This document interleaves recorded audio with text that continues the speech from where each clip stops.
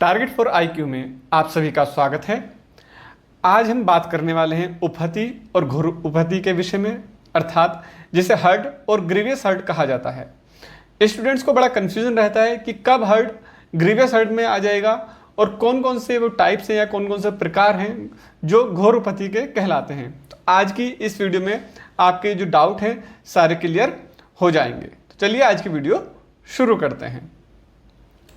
सबसे पहले हम बात करते हैं उपहति की, जिसे भारतीय दंड संहिता धारा 319 में डिफाइन किया गया था, लेकिन अब भारतीय न्याय संहिता 1 जुलाई 2024 से लागू हो चुकी है। तो अब इसको धारा 114 में डिफाइन किया गया है। धारा 114 भारतीय न्याय संहिता की क्या कहती है? जो कोई किसी व्यक्ति को शारीरिक पीड़ा, रोग या अंग शैथिल्य कारित करता है, कहा जाता है कि वह उपहति करता है। देखिए, सेक्शन को समझने के लिए ज़रूरी है कि सेक्शन को ब्रेक करके पढ़ा जाए, स्टेप बाय स्टेप पढ़ा जाए, तभी आप उसकी इंटरप्रिटेशन सही तरीके से कर सकते हैं। शारीरिक पीड़ा अर्थात उसको फिजिकली कोई भी पेन अगर उसको हो रहा है, फिजिकली उसको कोई पेन हो रहा है तो कहा जाएगा कि शारीरिक पीड़ा है। इसके अलावा रोग, अगर किसी मनुष्य ने किसी दूसरे को कोई रोग लगा दिया है, कोई बीमारी हो गई है, तब भी वो उपहति की कैटेगरी में आएगा। इसके साथ ही साथ अंग शैथिल्य, अंग शैथिल्य होता है कि अंग का काम ना करना या जिस तरह से उसका वो काम करता था उस तरह से उसका वो काम ना कर पाए।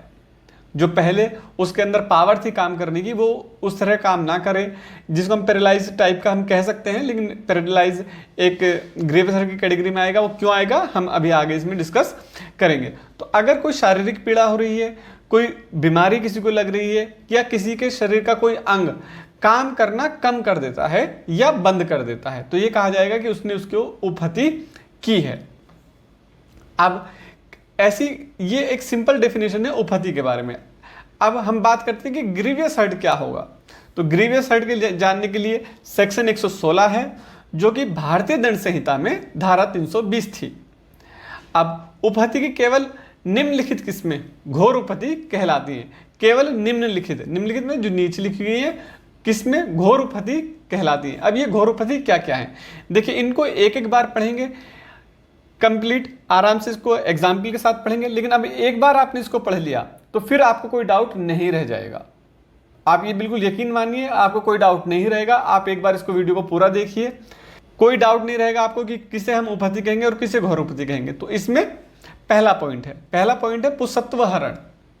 पुंसत्व हरण क्या होता है कि जब किसी, स्पेशली मेल के बारे में बात की जाती है, जब किसी मेल को ऐसी चोट पहुंचाई जाए कि वो व्यक्ति संतान उत्पत्ति करने के लायक ना रहे, तो उसको कहा जाता है पुंसत्व हरण, जिसको हम इंग्लिश में इंपॉर्टेंट भी बोलते हैं। अगर किसी ने किसी व्यक्ति को ऐसी हानि पहुंचाई है, ऐसी चोट पहुंचाई है, ऐसी उपहति कारित की है कि वो संतान उत्पत्ति करने में असक्षम हो जाता है, तो उसको कहा जाता है पुंसत्व हरण। और ऐसी चोट जो होगी वो घोर उपहति की कैटेगरी में आएगी। इसके अलावा दूसरा पॉइंट क्या है कि दोनों में से किसी भी नेत्र की दृष्टि का स्थायी क्षति, अर्थात जो नेत्र है, जो आंखें हैं, अगर चोट इस तरह की पहुंचाई गई है कि या तो दोनों आंखें जो है स्थायी रूप से परमानेंटली जो है उनको क्षति पहुंच जाए, या उन दोनों आंखों में से कोई भी एक आंख जो है किसी भी तरह से काम करना बंद कर दे स्थायी रूप से। ये मेन चीज देखी जाएगी कि स्थायी रूप से उसका होना जरूरी है। अगर दोनों नेत्रों में की दृष्टि जो है, जो उसकी देखने की क्षमता होती है, अगर वो खत्म हो जाए तो ये कहा जाएगा कि उसको ग्रीवियस हर्ट हुआ है। तीसरा पॉइंट क्या है, देखिए, इसमें बीएनएस में क्या है कि कह गए करके इन्होंने पॉइंट दिए हैं, जबकि आप आईपीसी देखोगे तो उसमें पहला, दूसरा, तीसरा करके दिए हैं। तो इनके डिफरेंस में इतना कंफ्यूज नहीं होना है, ना उसके ज़्यादा चक्कर में पड़ना है। मेन आपको कॉन्सेप्ट समझने की जरूरत है कि कॉन्सेप्ट समझिए क्या है कि पुंसत्व हरण, दोनों नेत्रों में किसी भी नेत्र की दृष्टि का स्थायी ह्रास या स्थायी क्षति। तीसरा पॉइंट है दोनों में से किसी भी कान की श्रवण शक्ति होती है सुनने की क्षमता, सुनने की जो क्षमता होती है उसको श्रवण शक्ति बोलते हैं। नेत्र की दृष्टि की जो क्षति अगर की जा रही है, इसके अलावा किसी भी अंग या जोड़ का विच्छेद, मतलब कहते हैं ना जोड़ उतर गया, तो अगर कोई भी अंग अलग हो जाता है, विच्छेद हो जाता है उसका अंग का, या कोई जोड़ अलग अलग हो जाता है, तो ये कहा जाएगा कि उसको ग्रीवियस हर्ट हुआ है।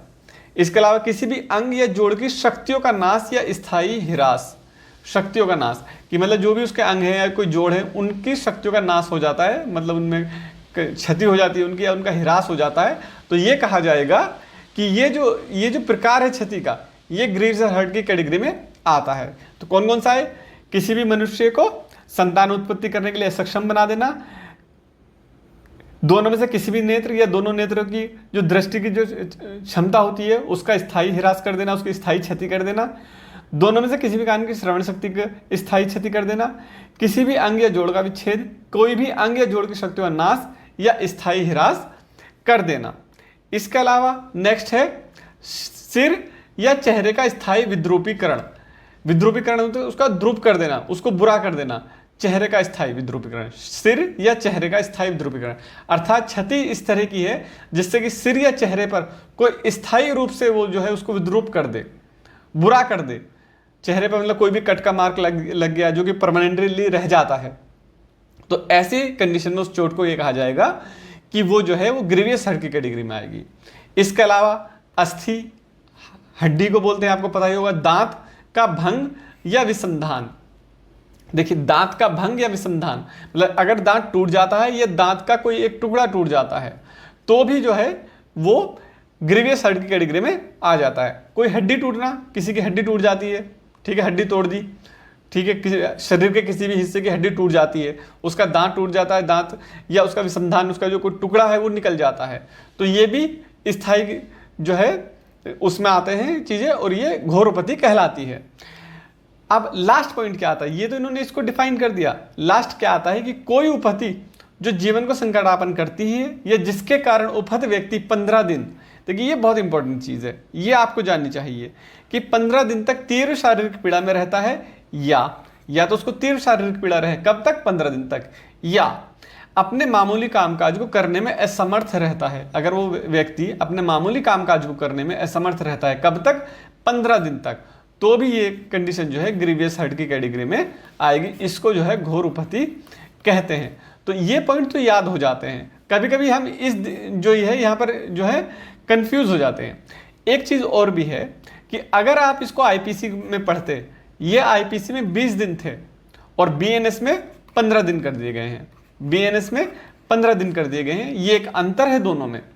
तो आपको याद रखना होगा क्या कि ये सारे पॉइंट आपको याद होने चाहिए। कभी कभी मेंस में इस तरह के क्वेश्चंस आ जाते हैं। तो अब आपको पता चल गया होगा ग्रीवियस हर्ट क्या होता है। एक बार रिवीजन कर लेंगे बहुत कम समय में।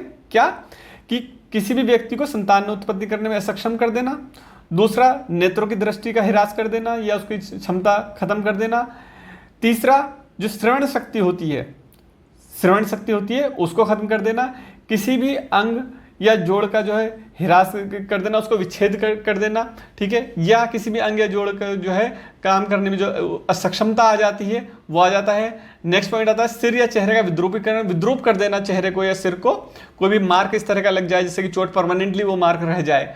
इसके अलावा अस्थि मतलब हड्डी का टूट जाना या दांत का टूट जाना या उसका कोई एक छोटा सा टुकड़ा भी टूट जाए दांत का, तो भी वो विसंधान की कैटेगरी में आएगा, या इसको हम घोर उपहति की कैटेगरी में रखते हैं। इन सब के अलावा कोई चोट इस तरह की है जिससे कि 15 दिन तक तीव्र शारीरिक पीड़ा रहती है, या वह व्यक्ति जिसको चोटिल किया गया है अपने मामूली काम को करने में असमर्थ रहता है, तो यह कहा जाएगा कि उसको ग्रीवियस हर्ट हुआ है।